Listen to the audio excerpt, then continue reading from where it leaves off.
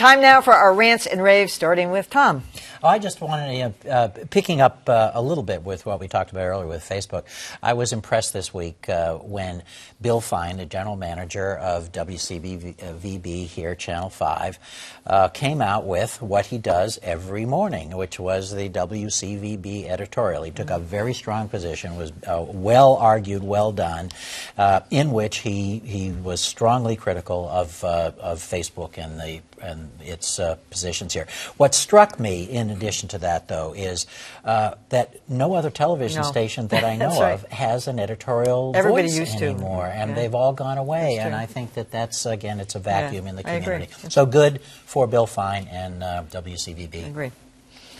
Dan Kennedy. I have a rant for Attorney General Jeff Sessions, who is reportedly getting ready to bring a criminal case against Julian Assange and WikiLeaks especially for the Chelsea Manning matter of some years back, in which some national security secrets were exposed and widely disseminated.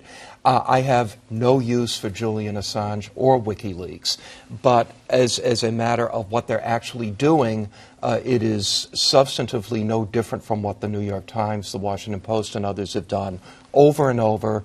This is activity protected by the First Amendment. If they're going to go after Julian Assange, then they're going to go after everybody. Okay, but what about the other charges pending against him and everything? Shouldn't he be facing that? Talk about getting away with child molestation. Well, that's not a U.S. charge. I know, but he should be.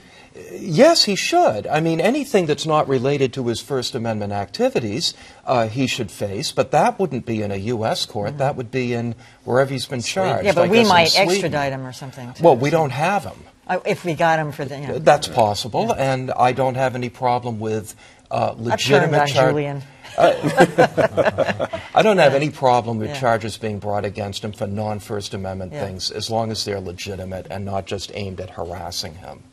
All right, Dan Lothian. Well, I have a rave for Christopher Cavus, I believe that's how you pronounce his name. He's a correspondent with Defense News, and he's the reporter who broke the story that the USS Carl Vinson was headed in the opposite direction, more than 3,000 miles away from the Korean Peninsula. And, of course, as you know, we were all this weekend feeling like the U.S. was on the brink of some big military action with North Korea.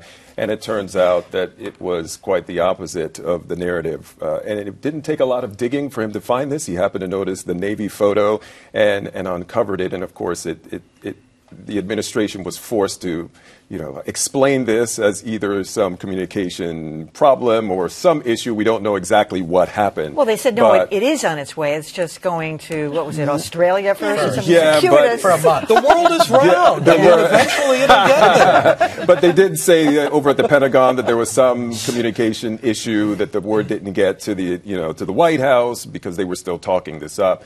But nonetheless, I think that it was great that he was able to break this story. But it's also a teachable moment, I think, by what he did, that we often just accept whatever the administration, not just this administration. I remember when I was working in the Obama White House or covering the Obama White House, how oftentimes we would be given something and we would think, well, we weren't there. I mean, they're giving us the color of what happened in a meeting, and then we report it as fact. And I think we have to be careful how we couch the information that we receive, because as we can see, it isn't always exactly that way.